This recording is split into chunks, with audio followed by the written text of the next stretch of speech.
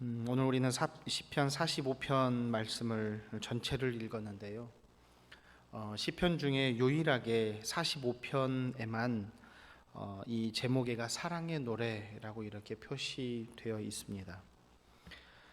이 내용도 보게 되면 이 내용은 왕의 결혼에 대한 그 소재를 가지고 이렇게 시편을 기록하고 있습니다. 이 45편에 나와 있는 결혼하는 왕이 누구인지 구체적으로 왕후가 누가 됐는지는 분명하지는 않습니다. 그러나 여러 가지 정황들 또 이 배경들을 보게 되면 또 표현들을 보게 되면 신랑은 솔로몬 왕으로 그리고 신부는 애굽의 바로의 딸로 이렇게 추측하고 있습니다. 또 학자들이 그렇게 말을 하고 있습니다.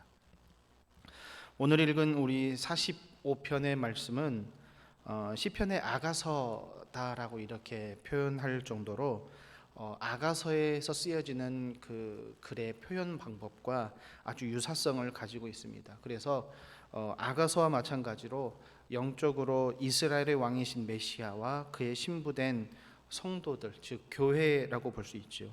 성도들의 아름다운 이 사랑을 통해서 교회와 그리스도와 교회의 사랑을 예언하고 있는 것이다 라고 말하고 있습니다. 그리고 앞으로 장차 올 메시아에 대해서 예언하고 있는 제왕적 메시아 예언시다 라고 이렇게 이 45편을 이해하면 될 것 같습니다. 좀 더 쉽게 말하자면 성령의 감동이 입혀진 이렇게 이 시편 오늘 45편은 단순한 이 왕의 결혼식에 대해서 아름답게 표현하고 있는 것만이 아니라 앞으로 나타날 교회와 메시아의 관계를 상징하는 것이다 라고 볼 수 있습니다. 왕은 어떤 분이시고 그에 따른 신부는 누구인가 라고 말하고 있는 것이죠. 즉 왕 대신 그리스도와 그 신부된 교회의 관계는 어떠해야 된가, 어떠한 관계인가 라는 것을 오늘 이 시편 45편을 보면 알 수 있다라는 것입니다. 오늘 1절부터 17절까지의 말씀을 크게 세 부분으로 나눠 볼 수가 있습니다.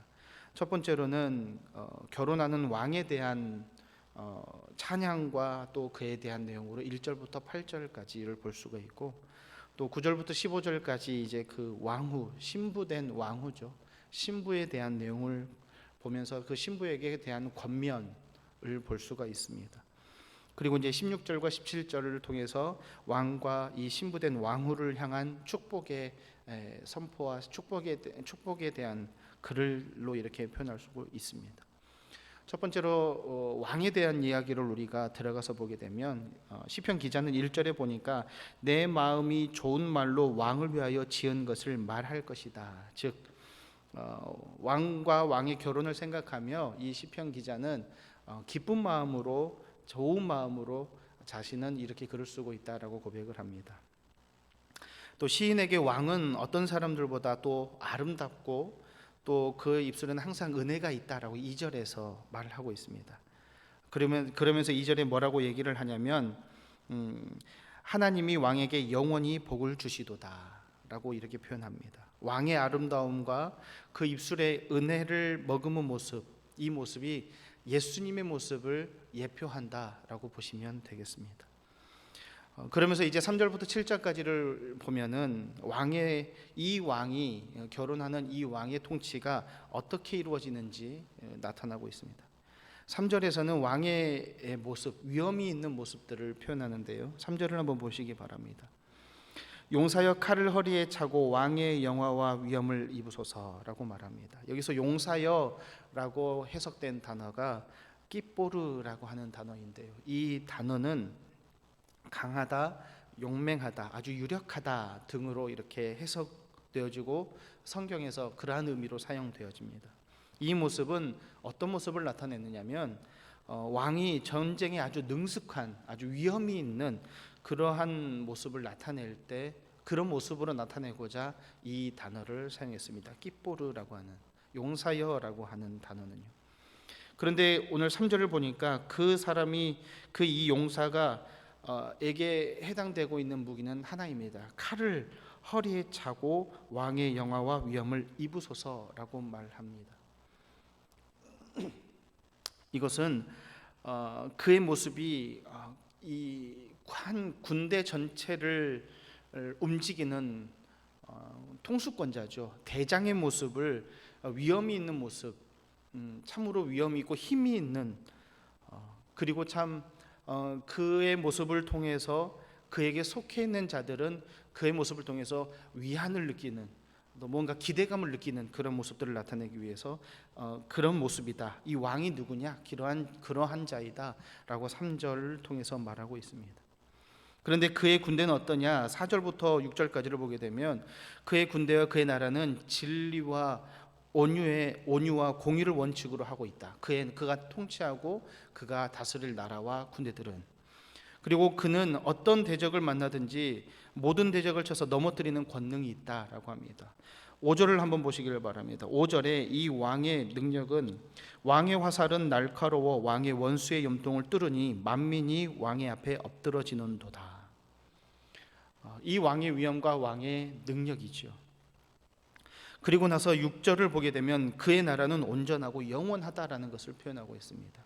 그러면 6절을 보면 하나님이여 주의 보좌는 영원하며 주의 나라의 규는 공평한 규입니다 라고 말합니다. 공평한 규라고 말하는 이 규는 예전 성경에 보면 홀이라고 합니다. 우리가 옛날 영화나 이렇게 그쪽 영화들을 보게 되면 왕들이 들고 다니는 조그만 지팡이 같은 것을 홀이라고 합니다. 규가 바로 그것인데요. 이것을 통해서 사람들을 통치하는 모습을 말하는 것입니다. 이 왕의 모습은 하나님을 통하여서 온전하고 정의로우며 부정적이지 않다. 하나님 앞에 합당하다. 하나님의 나라는 그와 같다라는 것을 나타내고 있는 것입니다. 그러면서 이제 이 8절을 보게 되면 이 왕이 입는 옷은 어떤 옷이냐? 왕의 모든 옷은 모략과 침향과 육개의 향기가 있으며 상하궁에서 나오는 현악은 왕을 즐겁게 할 것입니다. 이 옷에는 우리가 조금 더 쉽게 이해를 하다 보면은 이 옷에는 올리브, 알로에, 그리고 우리가 쉽게 생각할 수 있는 계피 등 고급 향수의 향이 가득 있고 아주 존귀한 것들로 가득 채워져 있으며, 그의 옷은 이미 결혼하기에 이 모략과 침향과 육개의 향기가 나고 상하궁에서 나오는 현악, 왕을 즐겁게 한다라는 것은 결혼하기에 아주 준비된 상태이다. 신부를 만나기에 바로 그 직전의 상태이다라는 것을 표현하고 있습니다. 한마디로 말하게 되면 준비되어 있다는 것입니다. 왕은. 그런데 여기서 왕은 누구냐? 우리에게 오실 메시아를 예표하는 것이죠. 하나님은, 예수님은 우리와 함께 하시기에 언제든지 준비되어 있음을 표현해 주는 장면이기도 합니다. 시인을 그래서 이제 결혼하는 왕을 8절에서 이렇게 찬양하고 있는 것이죠. 현악은 왕을 즐겁게 하도다. 그런데 이 모든 것이 사람이 하는 것이 아니라 오늘 7절에 보게 되면 이렇게 나오고 있습니다. 그러므로 하나님 곧 왕의 하나님이 즐거움의 기름을 왕에게 부어라고 하는 이 표현이 나와 있습니다.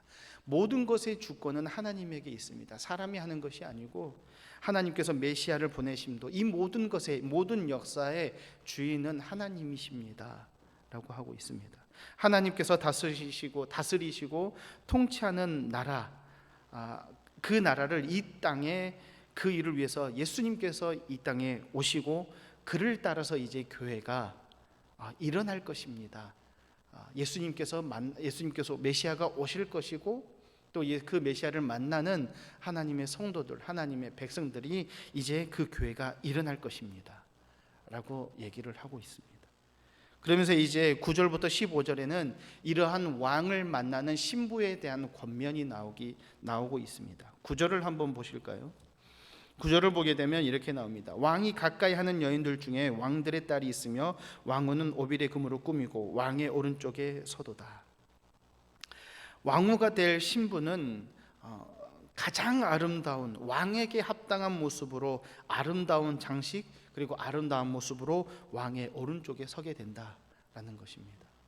왕의 오른쪽에 서게 된다라고 하는 것은 그 왕과 함께 한다라는 것이죠.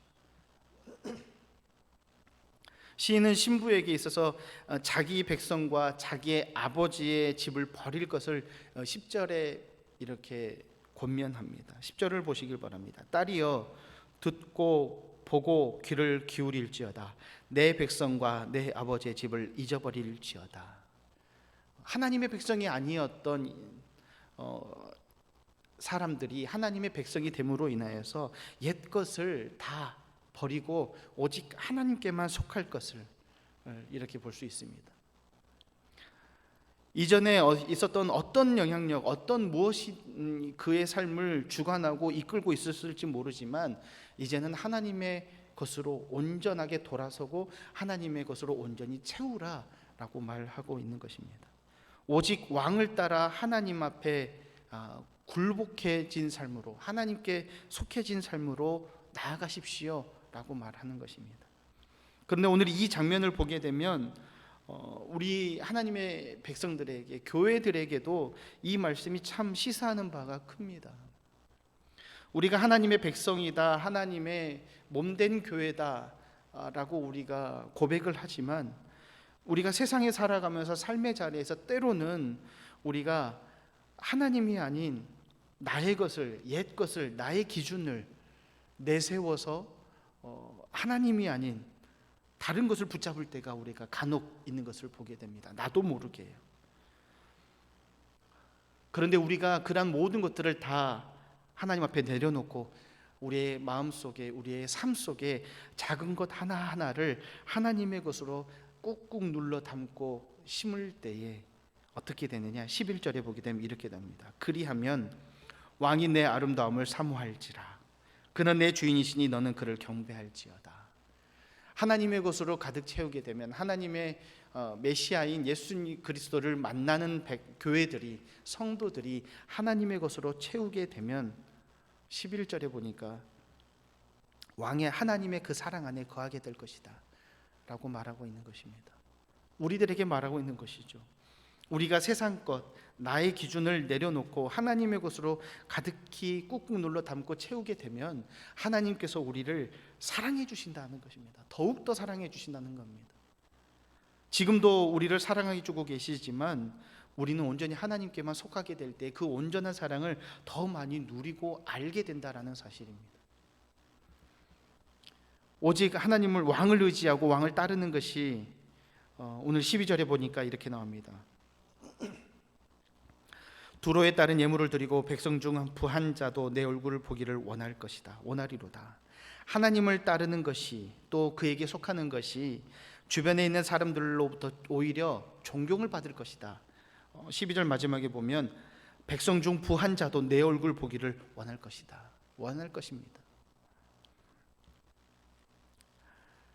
그러면서 이제 시인은 이 신부가 될 왕후에게 나타날 영광을 노래합니다. 13절부터 보시길 바랍니다. 왕의 딸은 궁중에서 모든 영화를 누리니 그의 옷은 금으로 수놓았도다. 수놓은 옷을 입은 그는 왕께로 인도함을 받으며 시종하는 친구 처녀들도 왕께로 이끌려 갈 것이라. 하나님에게 속한 하나님의 거룩한 백성들은 하나님의 그 은혜 가운데 하나님의 거룩한 백성으로서 하나님으로부터 그의 은혜를 부여받게 되는 것입니다. 우리가 내 스스로 내가 가져가는 것이 아니라 하나님께서 우리에게 허락해 주시는 것입니다. 그래서 우리가 하나님 앞에 구하고 기도할 때 오늘 하루도 하나님 앞에 우리에게 은혜를 허락해 주십시오. 하나님 앞에 하나님 우리를 더욱더 사랑해 주십시오라고 구하고 또 구하는 것이죠. 15절을 보시기 바랍니다. 15절에는 이제 왕과 함께하는 모든 자들도 기쁨과 즐거움으로 그 왕 앞에 나아가게 될 것을 이렇게 15절 가운데 표현합니다. 그들은 기쁨과 즐거움으로 인도함을 받고 왕궁에 함께 들어갈 것이다. 이제 16절, 17절을 보게 되면 이제 왕과 왕후를 향해서 이 시인은 축복합니다. 한마디로 말하면 메시아인 그리스도와 교회가 함께하게 될 때 어떤가 보게 되는 겁니다. 16절 17절 보십시오. 왕의 아들들은 왕의 조상들을 계승할 것이라. 왕이 그들로 온 세계의 군왕을 삼으리로다. 내가 왕의 이름을 만세에 기억하게 하리니 그러므로 만민이 왕을 영원히 찬송하리로다. 아멘. 만왕의 왕이신 예수 그리스도께서 그의 자녀들을 온 세계와 열방의 왕으로 삼으신다라고 말하는 것입니다. 우리는 이렇게 얘기를 합니다. 우리는 하나님의 자녀입니다. 예수 그리스도의 제자입니다. 예수를 따르는 자들입니다. 하나님의 교회가 그와 같은 온 세계 열방 가운데 하나님의 이름을 드러내고 하나님의 이름을 곳곳에 새기는 그러한 교회가 된다라는 것입니다. 오늘 그 자리에 우리는 서 있는 것입니다. 그러면 우리는 오늘 이 시편 45편 말씀을 통해서 나는 어떠한 교회인가 라는 것을 우리가 생각해 볼 수가 있습니다. 과연 나는 그리스도와 온전히 합해져 있는 교회인가? 나는 교회로서 그리스도와 온전히 합해져 있지는 않은가? 혹은 내가 그리스도와 온전히 합해져 있지 못한가? 우리는 이 모습을 나의 삶을 점검해 보아야 합니다. 그리스도와 만나는 거룩한 신부가 우리 성도님 한 분 한 분이 되시기를 소망합니다. 우리가 교회로 살아가는 것이 참된 행복입니다. 누가 뭐라고 해도 예수님께서 우리의 머리가 되시고 우리는 그의 몸으로 살아가고 또 이렇게 표현하죠. 예수님은 우리의 신랑이시고 예수님의 신부된 우리 교회가 우리는 하나님 앞에 온전히 하나님 속에 속한 자들로서 거룩하게 살아가야 됩니다.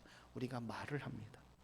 그런데 그 말뿐만이 아니라 그 말이 나의 삶이 되고 나의 고백이 되고 나의 행하는 곳과 발걸음하는 모든 곳에서 우리가 그러한 교회된 삶을 살아가는 우리 성도님들의 삶이 오늘 하루의 삶이 되시기를 바랍니다. 그리고 내가 하나님 앞에 나는 하나님의 거룩한 신부가 되기를 소망합니다라고 고백하고 결단하는 이 아침 되시기를 소망합니다. 기도하겠습니다.